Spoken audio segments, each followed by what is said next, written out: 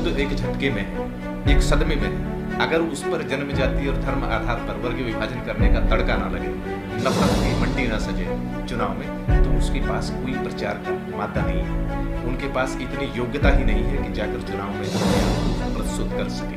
कोई ऐसा योग्य कैंडिडेट नहीं है जो आकर जन समस्याओं के समाधान के बारे में जनता से फेस टू फेस कर सके। हर चुनाव प्रधानमंत्री और मुख्यमंत्री के नाम पर, योगी और मोदी जी के नाम पर। तो ये तो योगी जी की और मोदी जी की सबसे पहले विफलता है, सबकी विफलता है। अब बीजेपी परिवारवाद पे आ रही है। बीजेपी में हमेशा से हाईजैक करके इम्पोर्ट बसपा के या समाजवादी पार्टी या रालोद के जो आए हुए नेता हैं उनको टिकट दिया जाए।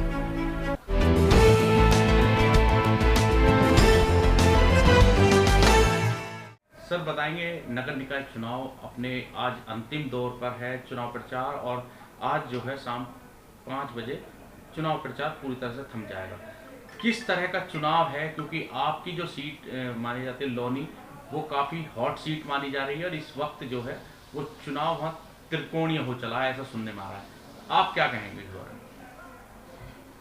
लोनी भारत की सबसे बड़ी नगर पालिका है और लोनी में जो प्रवासियों की आबादी बहुत ज़्यादा है और प्रवासी जो बाहर से आए हैं, बसे हैं, जिन्होंने गांव से, देहात से रोजगार के लिए या शिक्षा, चिकित्सा, स्वास्थ्य सुविधाओं की उम्मीद पर, अपने सम्मान सुरक्षा की उम्मीद पर आकर लोनी को बसाया और लोनी को एक गांव से नगरपालिका और भारत की सबसे बड़ी नगरपालिका बनाया। उनकी सभी पार्टियों ने, चाहे बीजेपी हो, चाहे बसपा हो, चाहे गठबंधन, सबने उपेक्षा की है। और बीजेपी में तो यहाँ तक रहा कि नगर क्षेत्र से कोई भी कार्यकर्ता उसका ऐसा नहीं रहा कि जो टिकट के लायक उसने समझा। जबकि ये कहते हैं कि बीजेपी देश की सबसे बड़ी कार्यकर्ता आधारित पार्टी है, परंतु बीजेपी में ये देखने को आया कि बीजेपी ने ही अपने कार्यकर्ताओं को चेयरमैन के पद पर कभी भी सपोर्ट नहीं किया या चेयरमैन का टिकट उनको नहीं दिया। तो क्या बाहरी आदमी को लेकर लड़ाया जाता है? बीजेपी में हमेशा से हाईजैक करके इम्पोर्टेड बसपा के या समाजवादी पार्टी या रालोद के जो आए हुए नेता हैं उनको टिकट दिया जाता है। उसे खुद अपने कार्यकर्ताओं पर यह विश्वास नहीं है कि वो चुनाव लड़ सकते हैं, कुछ कर सकते हैं। और बीजेपी में राजनीतिक गुलामी ऐसी है कि अपने राजनीतिक नेतृत्व के सामने उनके पार्टी द्वारा किए गए कार्य किए गए हैं या नहीं किए गए हैं, उन पर चुप्पी साधे रहते हैं। कोई सत्य, न्याय और प्रामाणिकता की बातें नहीं करता। आज पूरे देश में या पूरे उत्तर प्रदेश में सभासद से लेकर चेयरमैन, विधायक, सांसद, मुख्यमंत्री, प्रधानमंत्री, राष्ट्रपति बीजेपी का है, परंतु फिर भी एक संगठन का वर्चस्व है। फिर भी ये कहना कि हम ये करेंगे, ये कोई नहीं बता रहा कि हम ये क्यों नहीं कर पाए। अयोग्य मुख्यमंत्री के नाम पर, प्रधानमंत्री के नाम पर चुनाव लड़ रहे हैं, परंतु पहले भी हर चुनाव प्रधानमंत्री और मुख्यमंत्री के नाम पर आ जा रहा है, योगी और मोदी जी के नाम पर आ जा रहा है। तो ये तो योगी जी की और मोदी जी की सब पहले विफलता है, सबकी विफलता है। अब बीजेपी परिवारवाद पे आ रही है। अब तक ये था कि हमारे संगठन के नहीं है, सभासद, चेयरमैन और ये जितने भी हैं विधायक, एमपी और मुख्यमंत्री, प्रधानमंत्री, राष्ट्रपति सारे बीजेपी भी हैं। अब क्या कहेंगे?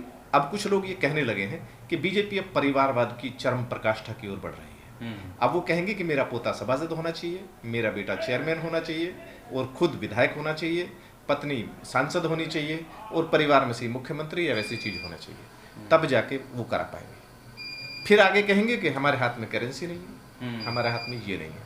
कुल मिला के ये है कि संविधान है और संविधान के हिसाब से कार्य करेंगे, परंतु बीजेपी कभी संविधान को मानती ही नहीं। आज हमारे मुख्यमंत्री जी आ रहे हैं, मुख्यमंत्री जी प्रचार कर रहे हैं, जबकि समता, समानता और स्वतंत्रता के आधार पर सबको अधिकार है। तो वो प्रचार किसका कर रहे हैं? बीजेपी के प्रत्याशियों का। क्या वो मुख्यमंत्री के पद पर आकर, मुख्यमंत्री के रूप में, क्या वो बीजेपी के मुख्यमंत्री हैं या उत्तर प्रदेश के मुख्यमंत्री हैं? फिर समता, समानता और स्वतंत्रता के आधार पर चुनाव लड़ने की स्वतंत्रता कहाँ रही? तो आप ये कह रहे हैं कि मुख्यमंत्री रहते हुए प्रचार नहीं करना चाहिए था? मुख्यमंत्री रहते हुए संवैधानिक पद है, संवैधानिक पद देश का है, संविधान से शक्तियां मिली हुई है। अगर उन पर चुनाव प्रचार करना तो मुख्यमंत्री के रूप में नहीं, बीजेपी के कार्यकर्ता के रूप में करें। मुख्यमंत्री संवैधानिक शक्तियों को धारण करके क्यों आते हैं? फिर चुनाव निष्पक्ष और स्वतंत्र कैसे हो जाएगा?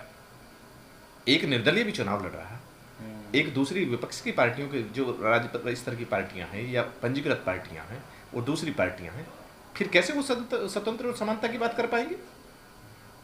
फिलहाल की स्थिति को देखते हुए क्या लग रहा है आपको लोनी में? क्या वाकई, क्योंकि भाजपा पिछली बार भाजपा से ही जो है चेयरमैन थे, अब वो आरएलडी यानी गठबंधन के प्रत्याशी हैं, तो अब की बात क्या लग रहा है आपको कि बीजेपी से छिन जाएगी सीट या फिर गठबंधन या बीएसपी का वहाँ चेयरमैन होगा? अगर योग्यता के आधार पर देखा जाए तो किसी भी जो राष्ट्रीय पार्टी है, चाहे बीजेपी हो या बसपा हो, किसी के भी प्रत्याशी में इतनी योग्यता नहीं है कि वो पत्रकारों के सवालों का 5 मिनट भी सामना कर सके। वो सवाल देने की क्षमता उनके अंदर नहीं है। नगर क्षेत्र की समस्याओं की जानकारी उन्हें नहीं है। नगर क्षेत्र की समस्याओं के समाधान का विजन उनके पास नहीं है। वो रबर स्टाम्प है। तो क्या लगता है आपको कि चुनाव जो टिकटों का चुनाव है वो सही तरीके से नहीं हुआ या उसमें भी कोई बड़ा घालमेल रहा है टिकटों के चुनाव में? टिकट प्रत्याशियों के चुनाव, टिकट या तो पैसा देख के दिया गया है या राजनीतिक गुलामी देख कर दिया गया है। लोनी क्षेत्र का प्रतिनिधित्व करने की जिम्मेदारी, योग्यता और क्षमता उसके पास है, इसकी अनदेखी की गई है। बीजेपी के पास लोनी में कहते हैं कि 15-16 लाख की आबादी है, एक भी ऐसा कार्यकर्ता पदाधिकारी नहीं सक्षम कि जो वो चुनाव लड़ने के योग्य समझ सके। तो फिलहाल इसकी खामियाजा जो है वो भुगतना पड़ेगा, लग रहा है आपको कि पार्टियों को भुगतना पड़ेगा? या तो कार्यकर्ता भुगतेंगे या लोनी क्षेत्र भुगतेगा या पार्टी भुगतेगी, तय है। लेकिन अगर वोट समीकरण से देखा जाए कि जैसे अब मुसलमान प्रत्याशी है, बसपा का कैंडिडेट है और वहाँ दलितों की भी अच्छी खासी तादाद है, तो ऐसे में अगर मुस्लिम और दलितों का वोट एक साथ आ जाए तो सीट निकलनी लाजमी है, तो क्या ये भी पॉसिबल नहीं होगा आपकी बात? लोनी का मतदाता बहुत जागरूक है, बाहर से आया है, सम्मान, सुरक्षा और शिक्षा, चिकित्सा और स्वास्थ्य सुविधाओं, रोजगार की आस में आया है और बीजेपी ने इन चीज़ों की अनदेखी की है। बीजेपी लोनी नगर पालिका में पिछले 15-16 साल से है, एक भी स्कूल, कॉलेज और चिकित्सालय की स्थापना बीजेपी ने नहीं कराई। ठेकों की स्थापना जरूर बहुत जल्दी से करा दी। पिछली सरकार में, अखिलेश जी की सरकार में, लोनी में डिग्री कॉलेज और 2 इंटर कॉलेज और हॉस्पिटल के निर्माण की बात हो रही थी, जो आज तक चालू नहीं हुई। जब जब चुनाव आते हैं, जैसे कहते हैं कि सीमा पे तनाव है या कोई हिंदू मुस्लिम का तड़का लगा दिया जाता है या चुनाव में घोषणा वीर आ जाते हैं, छपास के मनोरोगी की तरह से बयान वीर आ जाते हैं, परंतु जमीन पर आज तक कोई बात नहीं आई। लोनी में कानून व्यवस्था की स्थिति यह है कि नशे की मंडियां चारों तरफ घूम रही हैं। हमारे लोनी के जो नौवान हैं, युवान हैं, वो नशे में झूमते हुए दिखाई देंगे। रोड पर ठेके हैं, उन पर चलते हुए दिखाई देंगे। सड़कें भी इतनी दुरुस्त नहीं है, चारों तरफ भ्रष्टाचार का जो वो दिख जाता है, क्योंकि सड़कें जो हैं वो बहुत ही ज़्यादा जर्जर स्थिति में है। जो प्लान किया गया है, जैसे प्राधिकरण के अंदर भी वही हाल है। चाहे गाजियाबाद विकास प्राधिकरण के अधीन की जो सड़कें हैं या पार्क हैं, बदहाल स्थिति है। चाहे तालाब की स्थिति है, जिन्हें जिला प्रशासन और तहसील प्रशासन देखता है, तालाबों की साफ सफाई नहीं हुई है, उनमें गंदगी के ढेर हैं, संक्रमित बीमारी होने का हमेशा अनदेखा है। तालाबों पर कूड़े के ढेर नगर पालिका द्वारा डाले गए हैं। जो कंपनी है जिसका ठेका राज्य स्तर से दिया गया है, उन्होंने भी क्या नाम है, उनकी साफ सफाई का कोई वो नहीं है। उन्होंने तालाबों को और जल स्रोत हैं उनको डंपिंग ग्राउंड बना दिया है। लेआउट प्लान जो पूरे नहीं बना गया। वीके सिंह जी ने कहा कि पानी डाले कहाँ। एक केंद्र सरकार का मंत्री, देश का सांसद, लोकसभा सांसद जो गाजियाबाद का है, वो ये कह रहा है कि पानी डाले कहाँ। इससे ज्यादा योग्यता, जो हास्यपद है, क्या उम्मीद कर सकते हैं जिन्हें ये नहीं पता कि जल निकासी कैसे होगी और पानी कहाँ डाला जाए। दिल्ली के राज्यपाल उनके हैं, उत्तर प्रदेश के देश का प्रधानमंत्री उनके पास है, राष्ट्रपति उनके पास है, प्रदेश की सारी सत्ता और संसाधन, शासन, प्रशासन उनके पास है।